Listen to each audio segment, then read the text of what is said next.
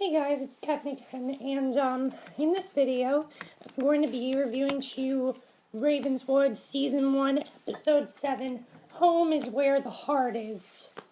And this was another great episode. I really think this show can't have a bad episode. It seems like every episode is so amazing, so intense, and I love this show so much more. I know it connects. I know I say I love Pretty Little Liars. I just love this show more than that because I love the way it all connects together. And the other thing I'm really liking about this show is just they're getting bigger and bigger reveals every episode. We're starting to find out a little bit more each and every episode, and they still are not telling us everything. And I love that. When shows give you bigger reveals but don't tell you everything, I love that. Because if the show would tell you everything, there'd be no reason to show it to you anymore. Especially with a show like this. So yeah, I definitely really enjoyed this episode. So let's just get into it because I thought it was a fantastic episode. I think I first want to talk about Caleb because you know Caleb is basically our main star. So let's get to Caleb's plot. The biggest thing about Caleb's plot is that Caleb's father actually came back in town. He didn't know why he was there. But it turns out that the first thing he asks is, did something happen between him and Hannah? Because his father did not expect him to leave so early because he wants to know if something happened between him and Hannah. And all Caleb says is, it's complicated, basically. And he interrogates him more, asking why exactly he's in Ravenswood. And apparently, we find out that his father's in Ravenswood because he's next of kin to the old Henry Rivers descendant that died at that nursing home. So that's why his father's there. And I thought his father was just there for my iPad dropped. I thought his father was there, just to check on his son. But no, he's actually there for a purpose, and I like that. I like that he didn't just show up out of the blue. I really did enjoy that. So one of the big things about this episode, though, is this whole thing with why is, what's going on with his father.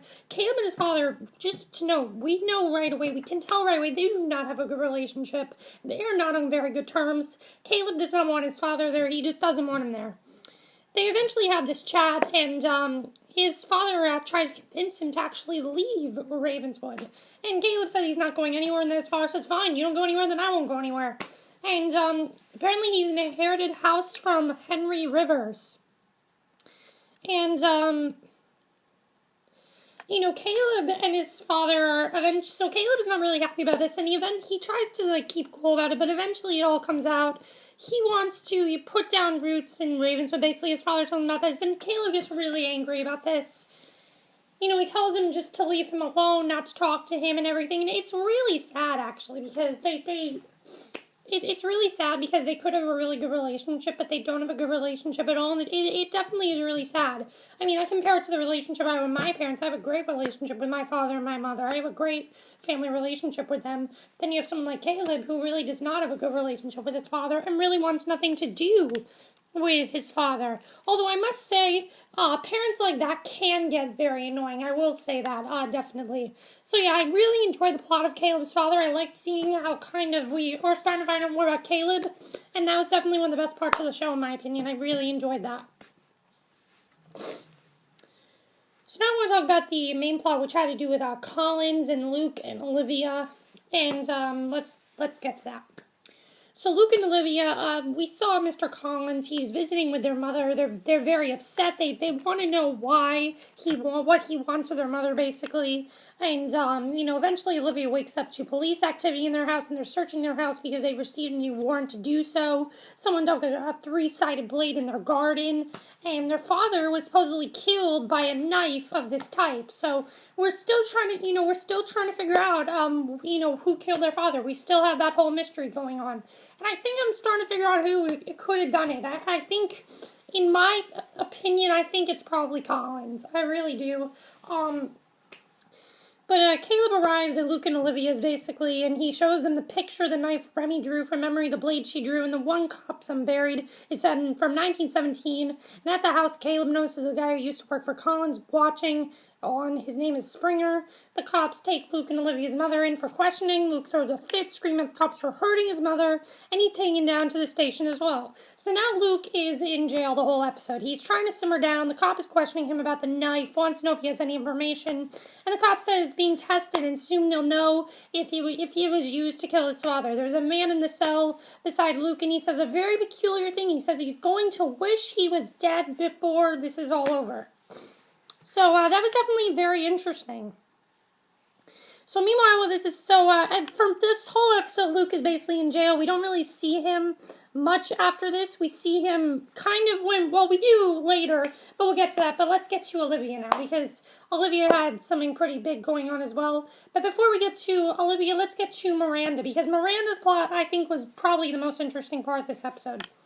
So the whole thing with Miranda is that she's still trying to figure out what was that weird entity that, tried to almost just attack her last week. There was that weird entity that attacked her, and somehow we knew Grunewald was attached to it. So she tries to go into Grunewald's house, and the same thing attacks her, and this really gets her upset, where she wants to actually find out more about this. So she goes to Remy, and her and Remy are looking up stuff all about this. And, Remy basically is helping her out with this. They're looking over the drawings, and they find this girl named Beatrice. And Beatrice basically is a girl who was born in, the 1940s. So they discover that this spirit might be Grunewald's sister. They think it's her sister at this point. So they decide that Grunewald probably wants the pack broken as much as they do, and she ends up coming back, actually. She has been the one that's trapped in that town, so I definitely really like that reveal. And eventually she tries to comfort Beatrice, the spirit of Grunewald's sister. And we can definitely see there's more to her character. I definitely knew there was more to this. There was more that was going to happen with this. And there definitely was, because the big reveal is that Miranda is going through pictures of Beatrice. She sees this picture, and she shouts, "Don't look at it!" That's literally what she does. Beatrice just shows up and says, "Do not look at that! Don't do that!" So Miranda eventually finds out that Beatrice is not Grunewald's sister. She is Grunewald's mother. And that is the reason why, she's there. She's protecting, and it makes perfect sense in my opinion. She's protecting her daughter, so that is why she haunts the place and everything. It makes perfect sense, and I really do love that about this episode, is the whole thing with us finding out that Beatrice is, Beatrice is Grunewald's mother. I really, really enjoyed that plot, because I thought that was definitely really interesting, in my opinion. I just thought that was really, really cool. And eventually, Miranda's reading some scripture online. Beatrice appears and notices a glass jar filled with Miranda's hair. And she says, "Do you know what this is? Do you know what happens if you break it?" And Miranda nods. She knows what it happens. And you only get a taste of it last time, and basically leave us alone. So, Beatrice wants Miranda to leave her alone. Obviously, though, we know Miranda. She's going to gather up more information about this, because that's the type of show it is. And that's why I love the show so much, is because we get bigger and bigger reveals every single week. Now let's get to Remy. In this episode, we finally figure out what's going on with Remy and the sleepwalking. And again, we kind of figured out last week, but there's more to it this week. We figure out that Remy is actually having sleepwalking. Her father, comes home, and when she's sleepwalking, she actually ends up making drawings while she's sleepwalking. And she does some pretty crazy shit while she's sleepwalking, I must say. The craziest thing is that when she is sleepwalking, she accidentally slashes her father's arm. And it's very, very serious injury. She's so upset about this, and she heads to the hospital after a terrifying sleepwalking ordeal. That's all we know about Remy, really. That's all we really got in this episode. I really enjoyed that, though. I definitely thought that was great, in my opinion. I really, really enjoyed that. So then let's finally get to Olivia. Olivia's plot this episode was trying to make amends with Tess. If you remember, Tess kissed Luke, and Olivia was mad at Tess for doing this, and they tried to make amends in this episode, which actually ended up working. I was surprised that it actually ended up working at this point. I just thought that was definitely very interesting. And, I thought that was just really interesting. So they're making amends and everything, and they have made amends, and she said she was sorry and everything, and I really like that they were able to make amends.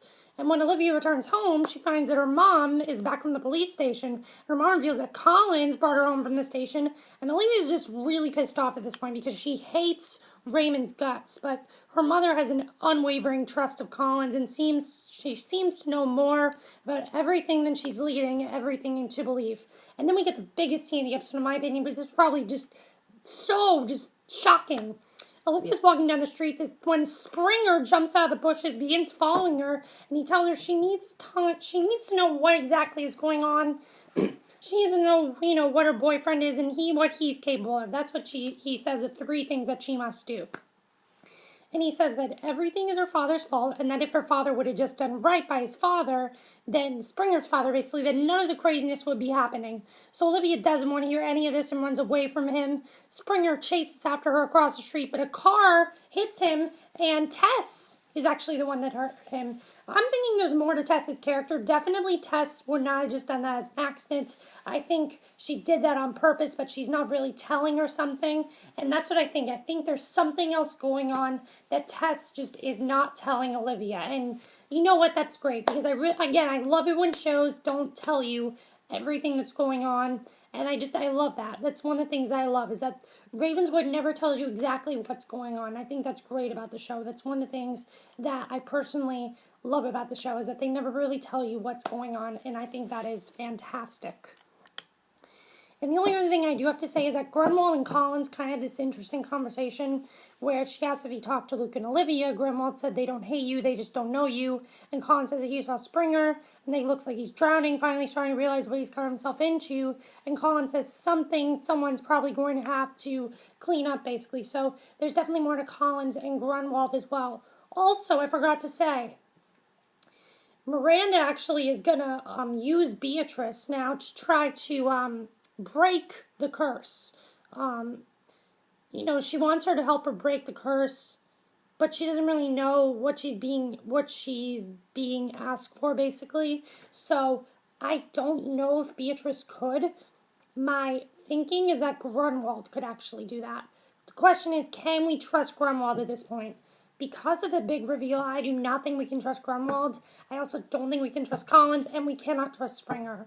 Obviously, Springer was sent by Collins, and, Tess hit him with the car, but I think she did it on purpose. By the way, when they said a death was coming, that was the death. It was Springer. It looks like next week, Remy's actually going to suffer in the hospital. It looks like she's actually going to die next week, which I'd be fine with, because Remy seems like the only character right now that could actually die. When they said a character would die, I automatically thought Remy. Look at all the bad shit she's going through. She's sleepwalking. She just stabbed her father. She's going insane. So I think, yeah, she should definitely be the one to get killed off. If they have to kill off anybody, kill off Remy, because I'd be perfectly fine with that. That's it for my review. Let me know what you guys saw of this episode. Let me ask you a couple questions. What did you think of Caleb's father returning? I thought that was definitely very interesting. Miranda seeing Beatrice. Do you think Beatrice is actually going to help her break the curse? Do you think she can do that? I'm definitely interested in seeing if she can. Do you think that, can we trust Grunewald and Collins at this point? I don't think we can.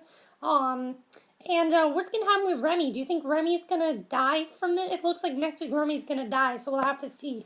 That's it for my review, though. Hope you enjoyed it, and I will see you guys in the next video, which will be my review for Arrow. There's nothing really on tonight. Tonight is Thursday, by the way, but you guys aren't seeing this when I'm uploading it. Tonight is Thursday, but, so I can't really, I have nothing to review, really.